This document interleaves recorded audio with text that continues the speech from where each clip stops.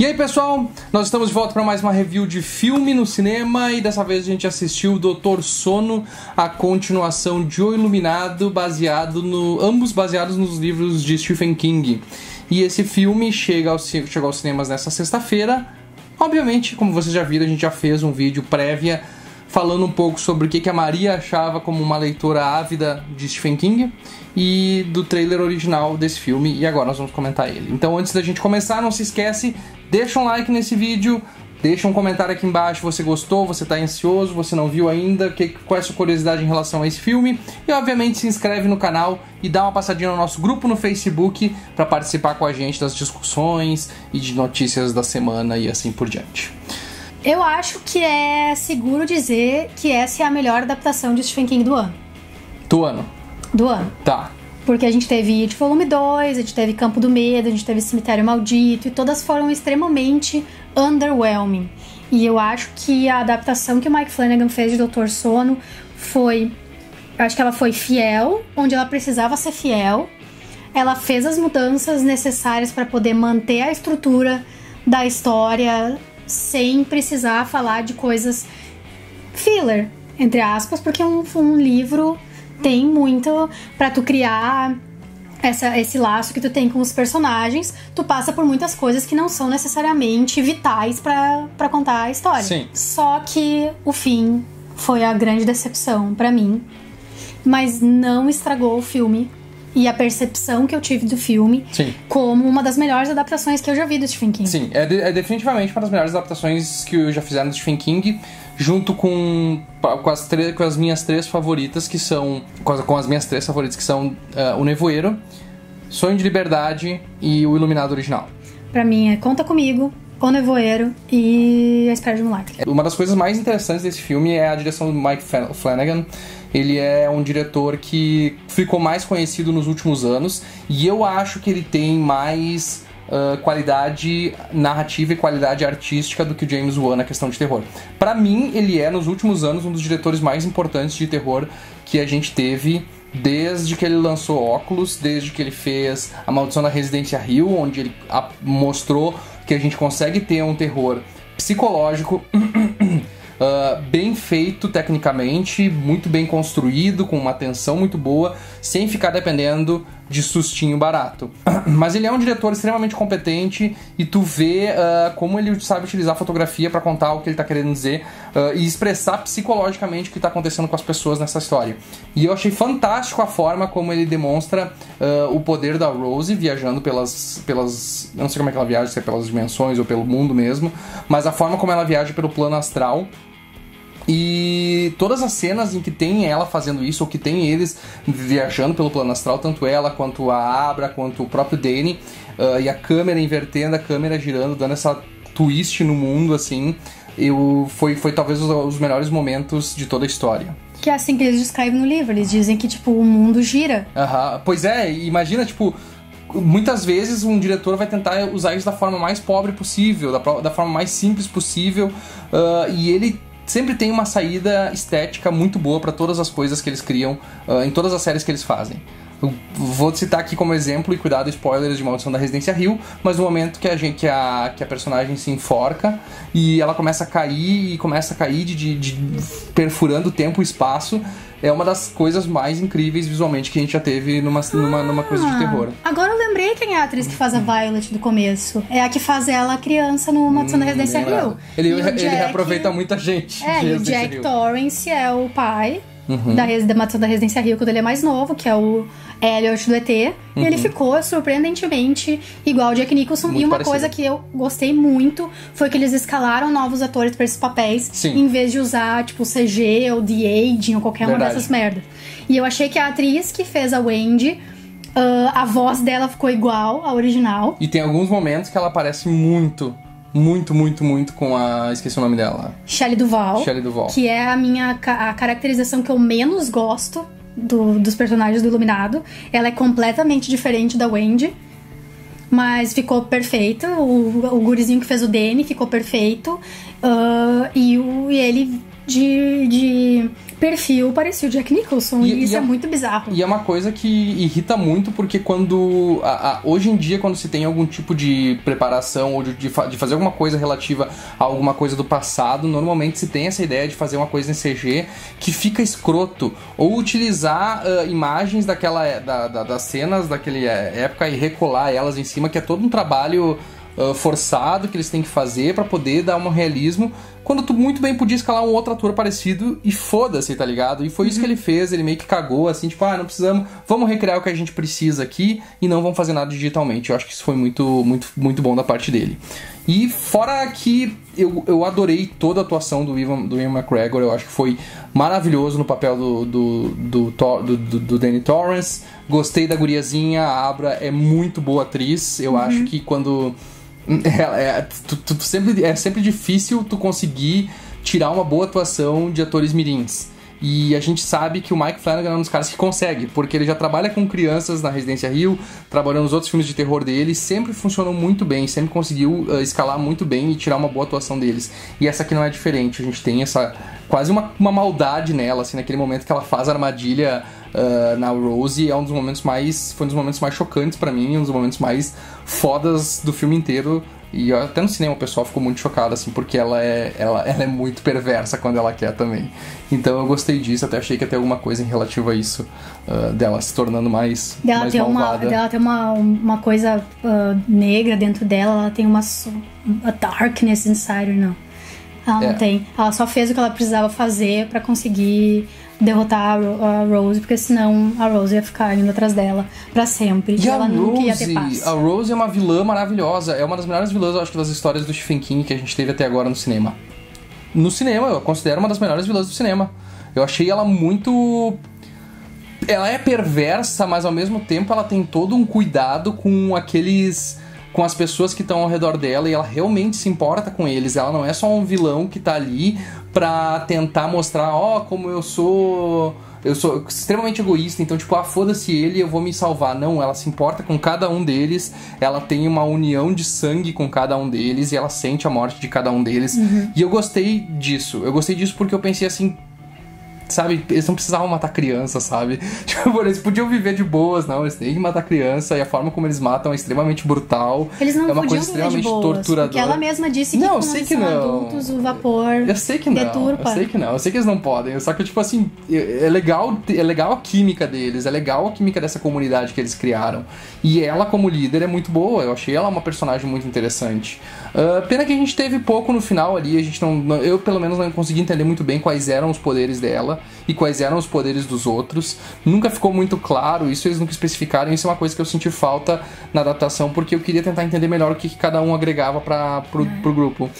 Tem várias coisas, e uma principal mudança que eles fizeram da Indy Cascavel foi fazer ela ser menor de idade.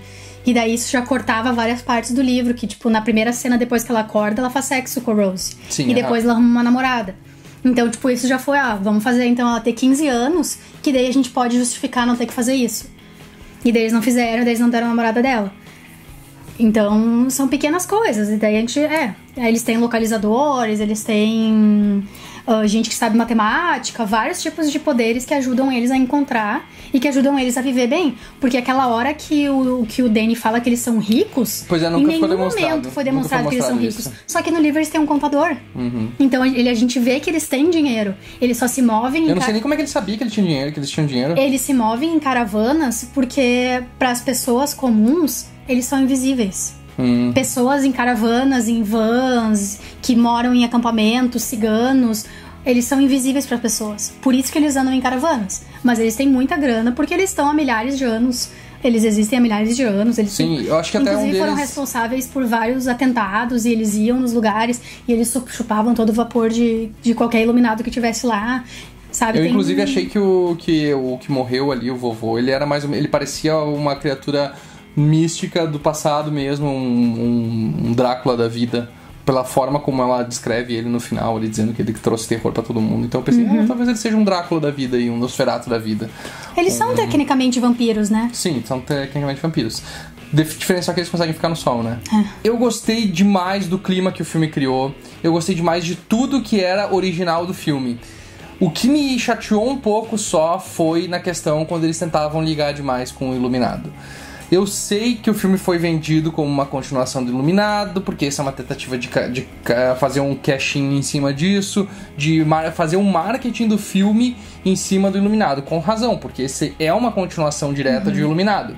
A gente tá na era da nostalgia, então eles nunca... Ninguém em Hollywood, os produtores abrem mão de tirar dinheiro da nossa nostalgia. Nem que seja por um filme de nicho dos final dos anos 80, sabe? Sim. Que nem o Iluminado. Mas é que... e eu acho, inclusive, que se é pra fazer uma adaptação de uma continuação e fazer esse cash-in, fazer essa coisa baseada na nostalgia que o pessoal tem por Iluminado, essa foi a forma mais respeitosa de se fazer ele. Porque não foi feito de qualquer jeito, foi feito por alguém que conhece o material e que soube homenagear, soube adaptar bem várias partes do livro ali, soube adaptar bem esse universo do Stephen King.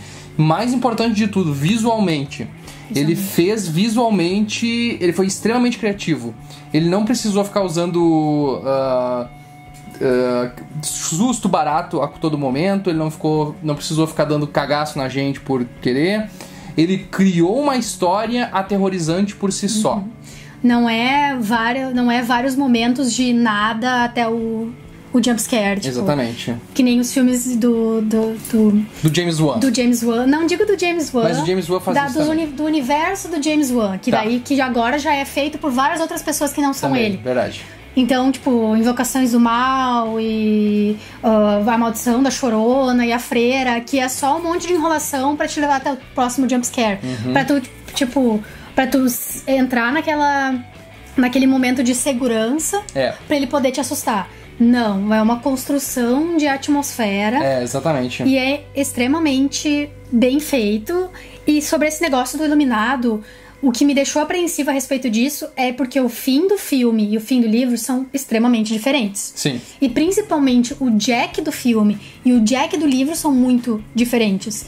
E a ligação do Dan não é só com o Outlook, com os do Overlook e com os monstros de lá. É também com a relação que ele teve com o pai dele. Sim.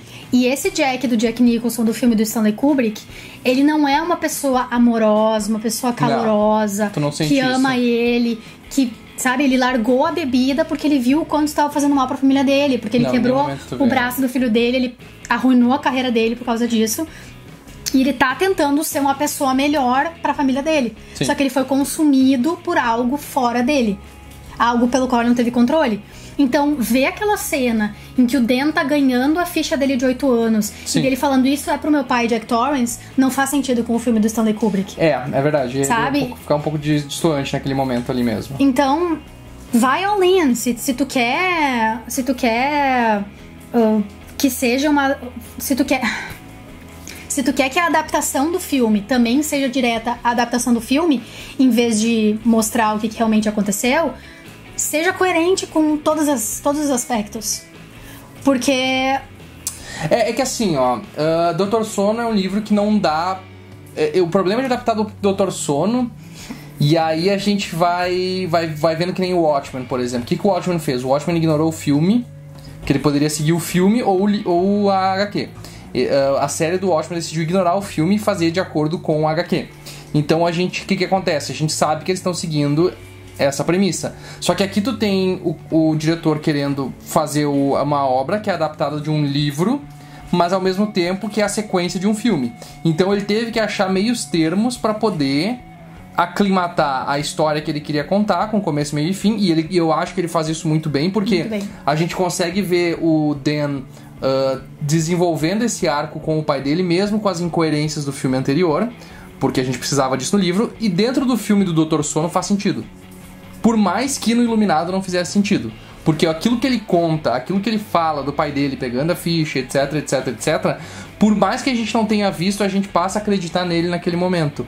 Então, tipo, ele pegou esse gap que a gente tinha do filme original de não ter a relação dele bem desenvolvida com o pai dele, e eles meio que conseguiram resolver dentro do filme do Dr. Sono.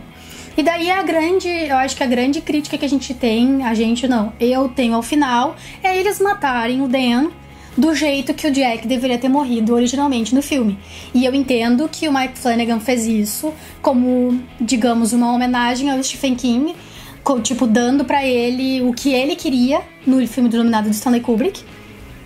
E só que não, pra mim, aquele não é o destino do Danny. Então é injusto tu dar esse destino pro Danny quando o Danny não merecia isso. Pra mim, o filme fechou o arco do Dan bem.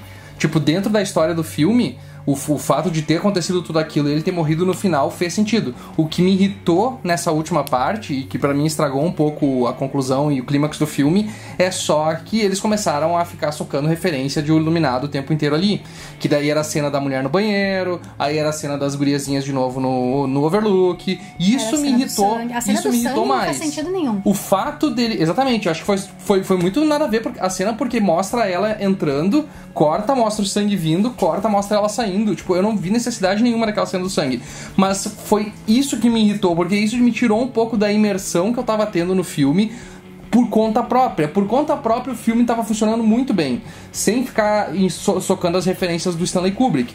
E tudo bem, eu entendo que tipo, a ideia deles mostrarem o aprisionamento dos fantasmas, eles soltando aqueles fantasmas pra tragar a Rose fez sentido. O fato do Overlook tomar ele, eu comecei já... Tá, mas não faz sentido porque o Jack Torrance tinha uma coisa muito podre dentro dele. Ele foi meses decaindo até o Overlook tomar o poder dele. E do nada, o Dan ser tomado pelo Overlook não fez sentido. Mas daí quando eu vi que eles estavam fazendo a adaptação do final, me chateou mais ainda. Por mais que eu faria sentido ele morrer, e eu gostei da cena dele morrendo, porque eu achei que fechou o círculo dele se reencontrando com a mãe dele, podendo olhar na cara da mãe dele e não pedir desculpas, mas fazer aquele momento dos dois se encontrando novamente e enfim, ele fazendo aquele meia-culpa dele que ele comenta antes, que ele não conseguia olhar pra mãe dele porque ele via aquele monte de moscas, etc, etc, etc. Fechou o círculo, fez eles se encontrarem novamente, mesmo que tivesse que ser com os dois morrendo. E aí tem aquela cena bonita dos dois, ela mais nova e ele mais novo. E eu gostei disso, eu acho que fez sentido dentro da história do filme. Dentro da história do filme fez sentido pra mim. Eu não achei ruim isso, ele morrer. Mas eu não gostei do final igual por causa desses outros momentos, dessas outras questões. É que ele mudou bastante nessa questão do Overlook, do fato do Overlook estar destruído. Esse é o grande problema. O Overlook está destruído e ele virou um camping.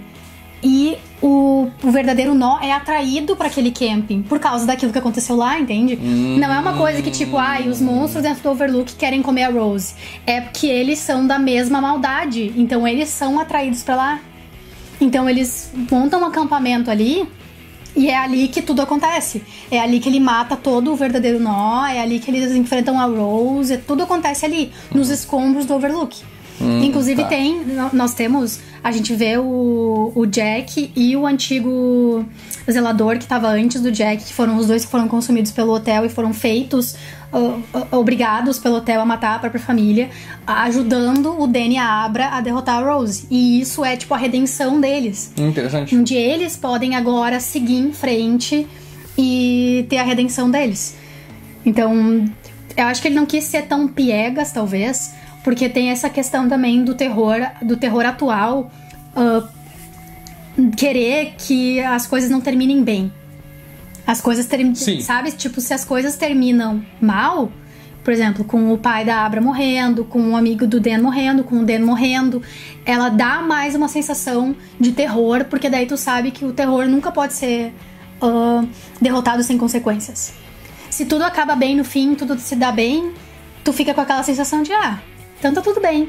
Mas quando dá uma coisa, tipo, quando termina com uma coisa ruim, perdura aquela sensação que tu tem de horror. Outra coisa que eu achei que faltou no filme, não fez falta, mas faltou, se tivesse seria mais interessante, que é a questão do verdadeiro nó, porque os membros deles estão morrendo um a um.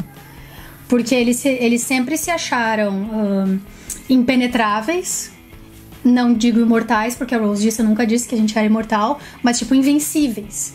E daí, por causa dessa falta de vapor, que é falada pelo Corvo no filme, eles começam a morrer um por um. E quando eles matam, se eu não me engano é o Bradley mesmo que eles matam, e ele tava com sarampo, e eles tudo pegam sarampo, e um a um eles começam a morrer de sarampo, porque eles não têm imunidade pra combater. Então, não é só que a Rose quer se alimentar ou que a Abra entrou na mente dela, é que eles estão morrendo, eles estão acabando e eles estão desesperados. E no livro tem muitos mais, não são só aqueles que tem ali, tem diversos, com muitos poderes.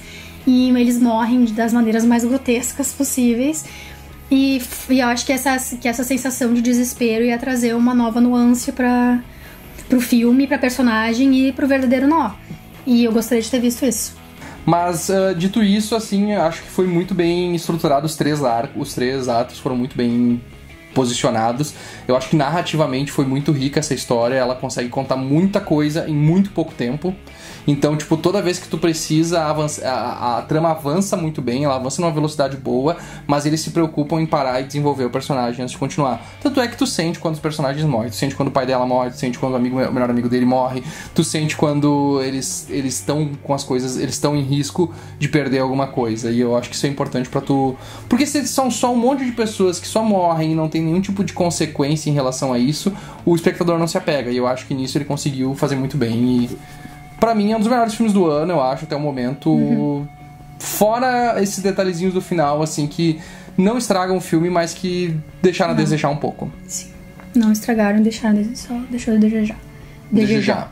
Então tá, pessoal, essa é a nossa opinião sobre Doutor Sono. Diz o que vocês acharam aqui nos comentários, deixa um like no vídeo se você gostou dele, compartilha nas redes sociais pra mais pessoas que você quer convencer a levar no cinema pra assistir esse filme. Vai no nosso grupo no Facebook, é um grupo fechado onde você pode participar, deixar sua opinião para que a gente possa conversar ainda mais sobre essa história, sobre essa trama, sobre tudo que aconteceu no Iluminado 1 e 2. E, obviamente, considera nos apoiar a partir de R$1 por mês no nosso apoia.se/canal SideQuest. Então tá, pessoal, até mais! Tchau!